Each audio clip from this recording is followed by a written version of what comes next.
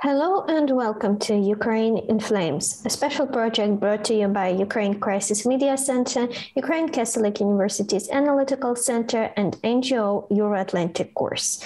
My name is Alexandra Tsikhanovska. I'm the head of Hybrid Warfare Analytical Group at Ukraine Crisis Media-Center, and today we talk about economy, specifically how the prolonged Russian war against Ukraine will influence the economic situation in Ukraine itself, regionally and globally. If you want to learn more, please subscribe to our channel to stay tuned. Some may think, how does this war influence me somewhere in a faraway country where I just keep going about my business, where I'm going to a food store, where I drive my car past the gas station to work? What does it have to do with metal, with wood, or with commodities market? Actually, there is a lot at stake here for all of us. To find out how prolonging the Russian aggression will impact different markets and not just them, we start with Igor Burakovsky, chairman of the board at Institute of Economic Research and Policy Consulting. He uncovers how has Russian full-scale war against Ukraine influenced the economy globally, from the slowed down post-COVID recovery to the negative impact on food and commodities markets, and much more. Aggression against Ukraine has deeply impacted the European and world economy. The effects are multiple: slowing down post-COVID economic recovery, speeding up inflationary pressures, growth of food and energy prices, turmoil in financial and commodities markets, and ecological crisis. That's why helping Ukraine to curb Russian aggression and ensure Ukraine's post-war economic recovery are in the interest of the world community. The Russian aggression impacts global economy in a pretty straightforward way.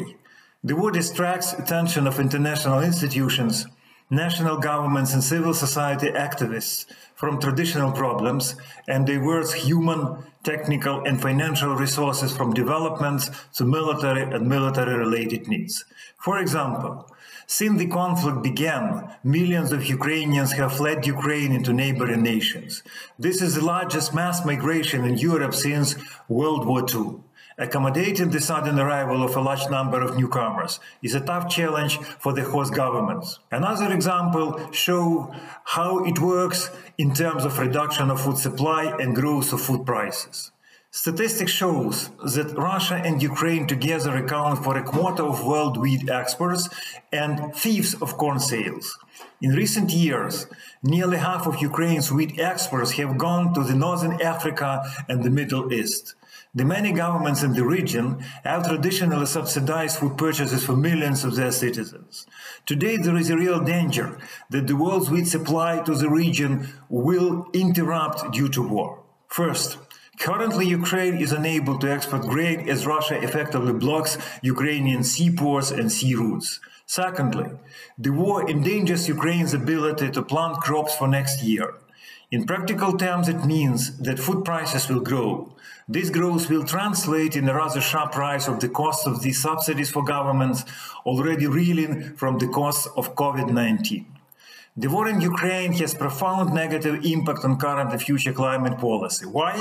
Again, even if the war-generated physical, biological and chemical damage remains confined to Ukraine, the war distracts attention of international community from environmental problems and diverts resources of the governments necessary for green transition. The war-related expenditures and losses could widen the already huge gap in financing needed to achieve sustainable development goals. First of all, such SDGs as ending poverty and halting climate change are endangered.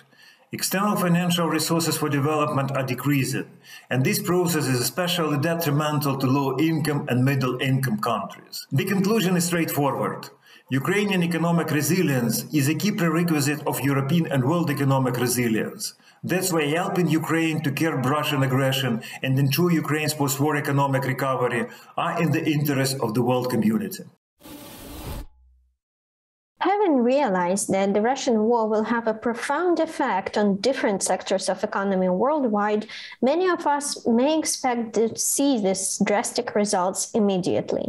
However, our next guest, our next speaker, Mr. Volodymyr Dubrovsky, explains why all of us are dealing with more strategic and more long-running, more important problems. It is rather commonplace that current war of Russia against Ukraine will affect the world's food market and some other markets immediately. But I would like to focus on the more global effects of this war. Just before the war, Yuval Noah Harari published an article in which he said that if such a war will start, and especially if Russia will win this war, this will change the whole world order. And if one country will be allowed to just predate the neighboring country, which is weaker in military sense, it would mean that the whole world order is destroyed, and every other country which has such kind of neighbor will fight for its independence and will have to militarize tremendously. And if indeed Russia will be allowed by the world community to win at least some part of the Ukrainian territory, then he would be right. And the economic consequences of this would be very damaging for the world welfare, because first of all, it will be a sharp increase in the military expenditures. The military expenditures were on decline as a percentage of total government expenditures over the world since the beginning of 2000s. Those times they sharply increased after the 9/11, but then they were on decline. Now this trend will be reversed.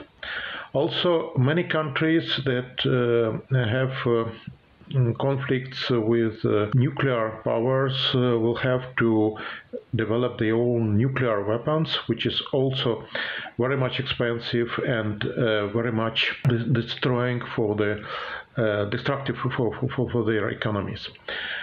And the third,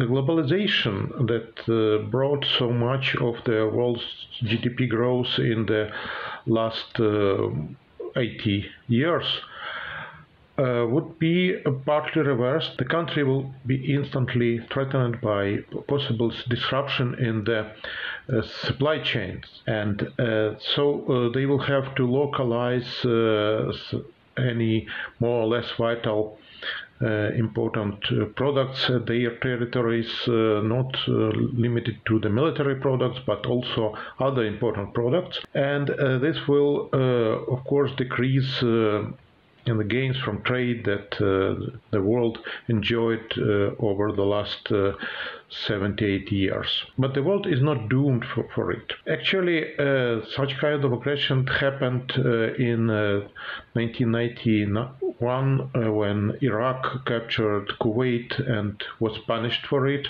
Also, same sort of aggressive wars were waged in Yugoslavia by the Serbian government, and eventually the aggressor was also punished for it. And so if now Russia will be eventually punished, and I hope that the current Russian regime will not survive it, so we'll have regime change in Russia and some new world order, then the world can more or less repeat very successful 1990s, because there will be another wave of globalization, another wave of spreading the new technologies, the new economy of knowledge across many countries, and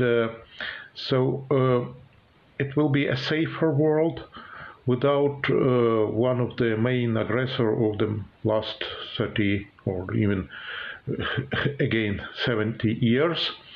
And also it would be a more moral world with more trust, because all kinds of such wars damage international trust, and unless the aggressor will be punished, this damage will remain for a long time. But if the aggressor will be punished for it, then this trust will improve.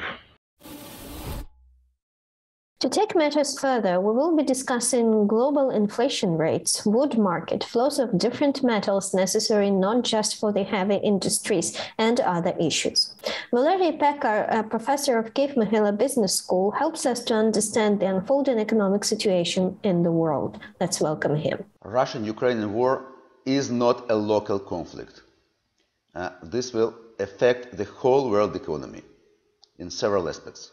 First of all, according to OECD experts, the global GDP growth will go down by 1 percentage point, and inflation rates, consumer price inflation, will go up 2.5%. So this will affect the whole world economic growth and inflation. And in many countries, some extensive measures would be necessary to fight with this inflation. Second, world food security will be threatened, because Ukraine feeds 400 million people in the world, being one of the major producers of wheat, corn, and sunflower seed oil. Also, some other markets will be indeed affected, like oil and gas market, like wood market, and different metals like iron and steel, nickel, titanium, palladium, and some others, very important markets in the modern economy.